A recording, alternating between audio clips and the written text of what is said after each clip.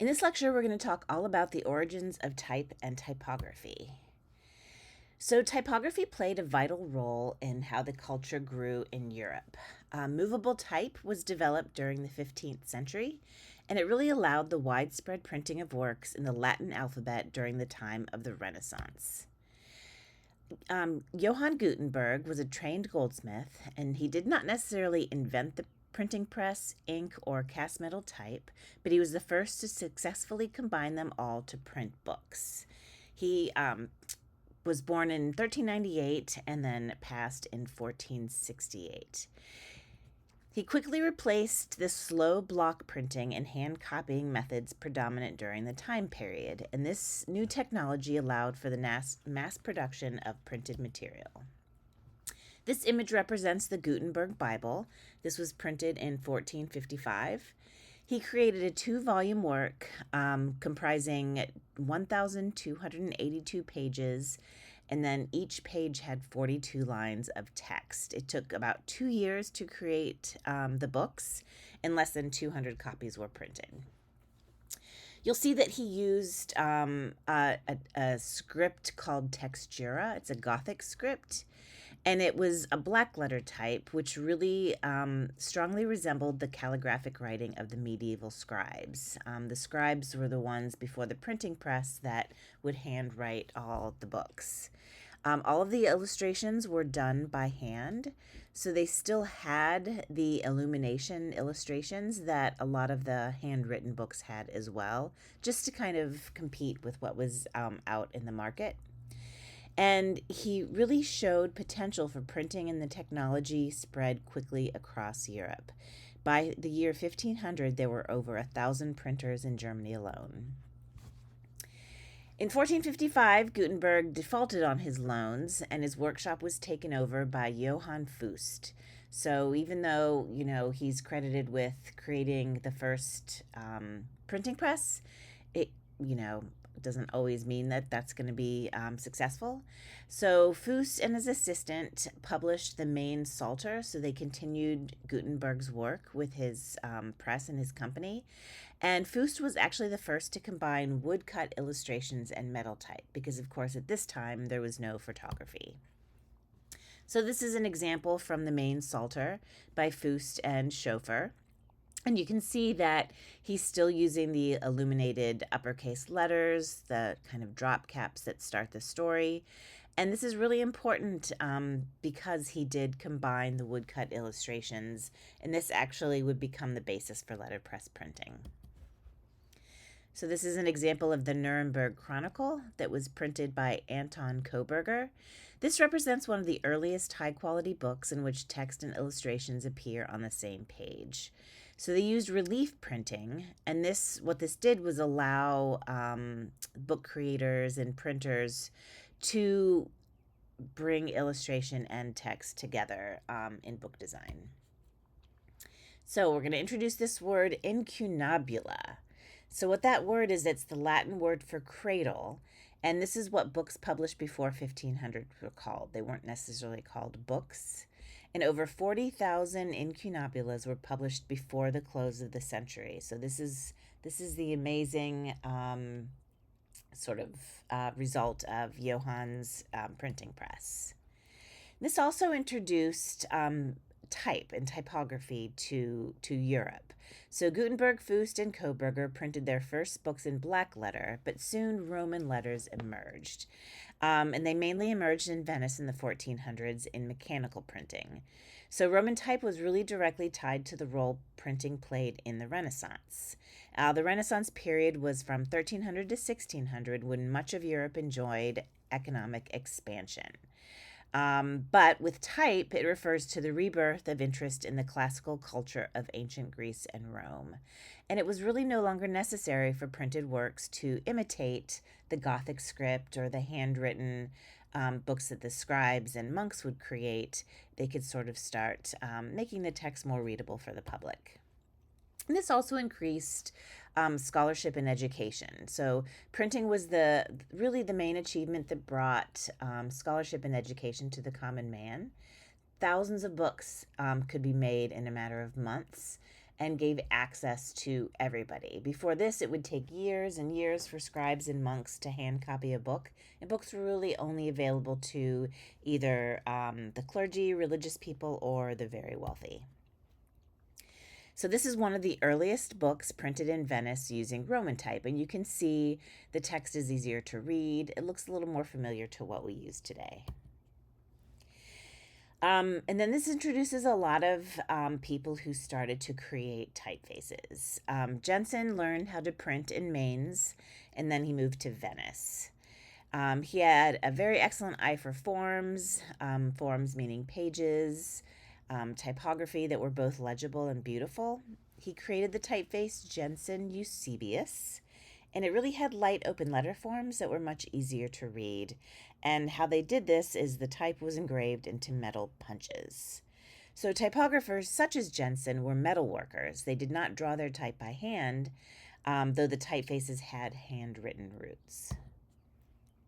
Algis Mantuis, you're going to notice in these lectures that some of these names I will probably butcher, but hopefully you get the idea.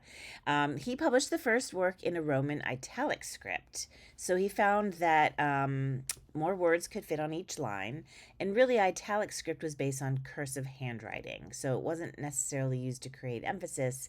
They just still were kind of wanting to mimic that idea of handwriting. And his attention of economic issues, so because you wrote in italic, you could fit more words on a line, but he also thought about page count. So he was one of the first publishers of a small printed books called Octavos. And it was called Octavos because each sheet was folded to create 8 leaves, and it looks something like this. You might be familiar with this in today's age. We would call this a zine. So a lot of zine makers will use an 11 by 17, and you can fold it down into 8 pages, and it makes kind of a little book, which is, goes back to the 15th century. The type design for this book, referred to as Bembo, was even more readable and harmonious than similar ones produced by Jensen.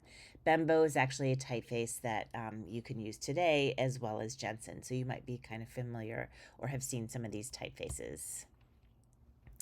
And along with Jensen Eusebius, Bembo is part of a group of Roman typefaces called Old Style. So they started to characterize typefaces based on when they were created. They're distinguished by their understated contrast, meaning there's not really a lot of difference between the thicks and thins, bracketed serifs, and oblique stress, which means the stress of the O, like if you think about the lowercase o, it didn't go up and down, it was kind of on a diagonal.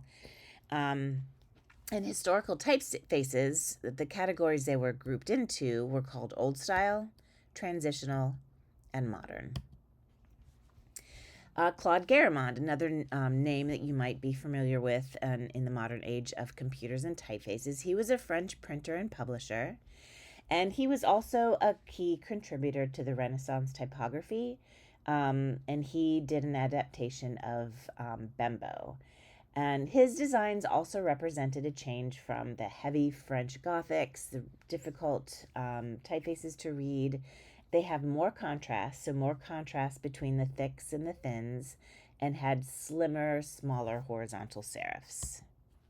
So you can see here the thicks, so the thick aspects of the letter forms and the thin aspects of the letter forms, a little more contrast, a little easier to read. And this probably looks similar to what you've seen today. So he promoted old style typefaces. These became people's businesses, and really his typeface caused blackletter to pretty much disappear in French publishing. He created the first type foundry, and he was the first typographer to use italic to complement the Roman type. So they're starting to use the regular Roman type with the italic. And he also is known for being the first to make copies of his typefaces and selling them to other printers. So when mechanical printing was invented, Gothic scripts did predominate in Europe. So Germany still used the black letter or Old English style.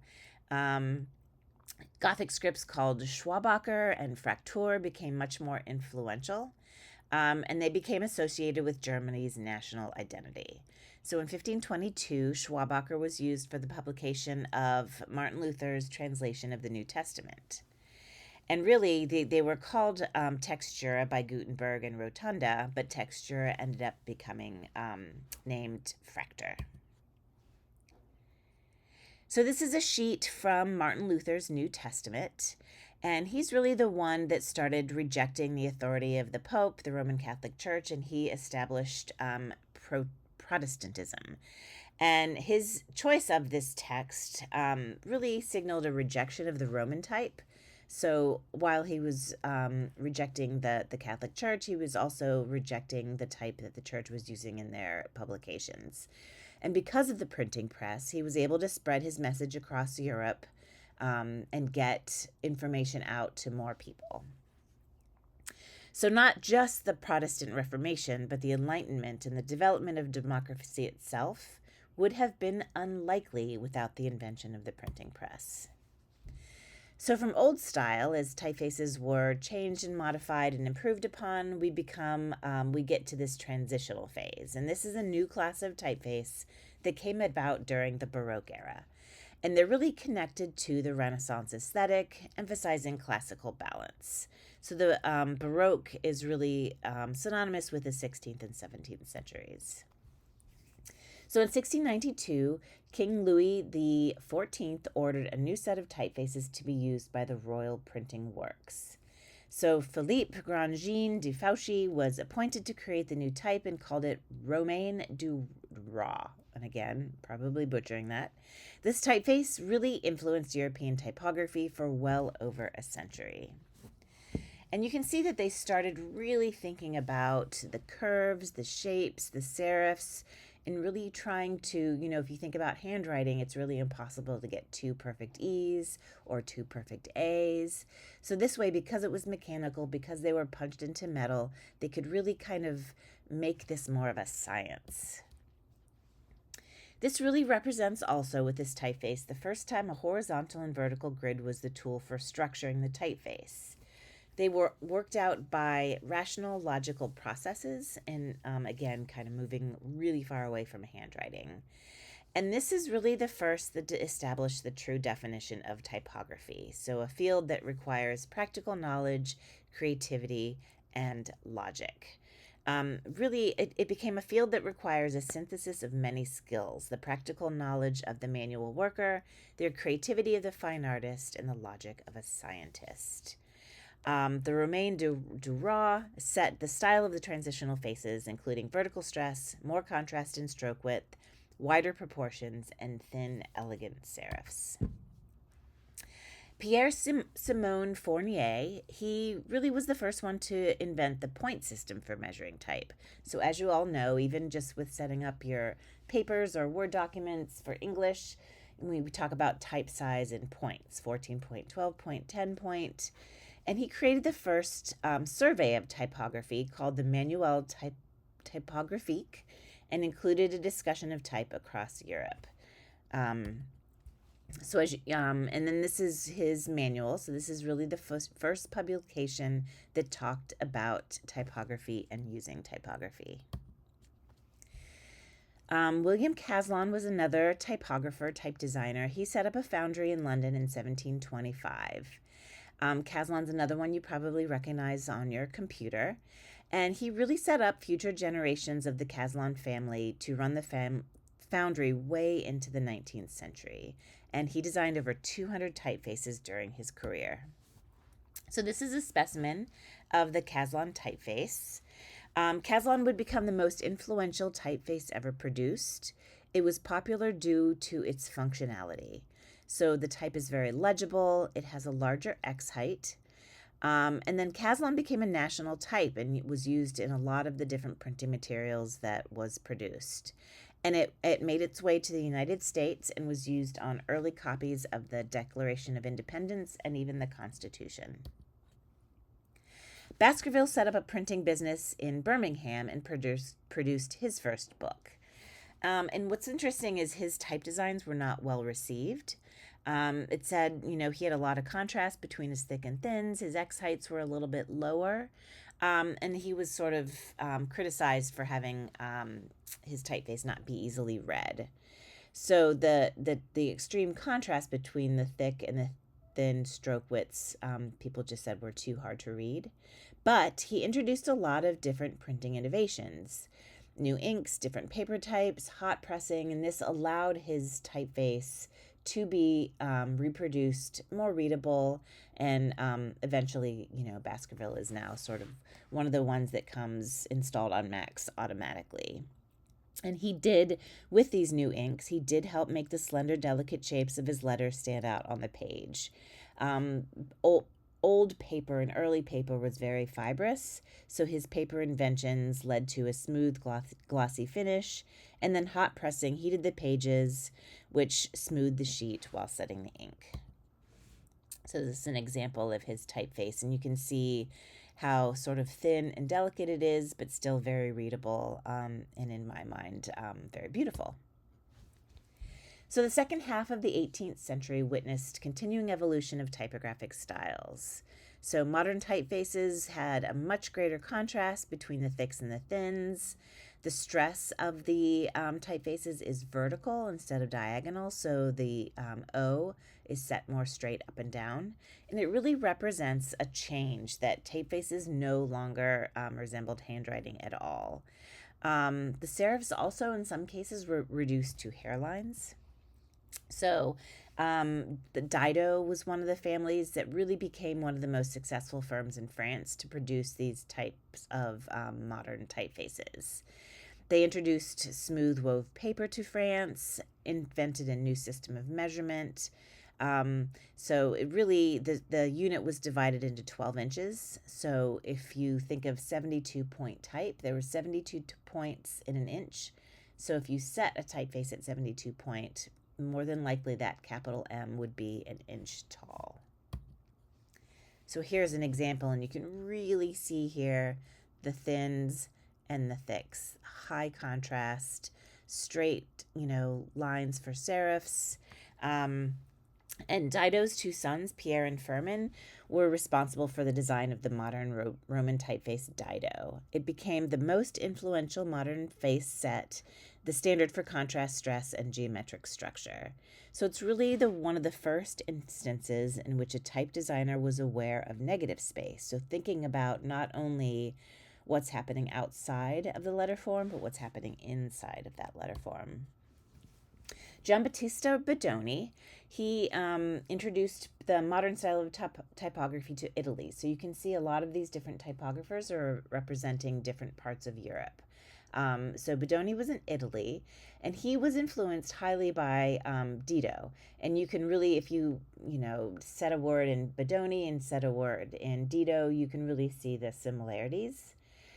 So he used a lot of the innovations of Dido, but didn't use as severe of a contrast. So it's a little bit more easily read in a smaller, when you set it in a smaller type size. So this is an example of Bodoni. And this was actually produced 5 years after the death of Bodoni, and became influential for a lot of generations of future typographers. So this is the last slide in the first chapter, and so I hope you enjoyed this, and email me if you have any questions.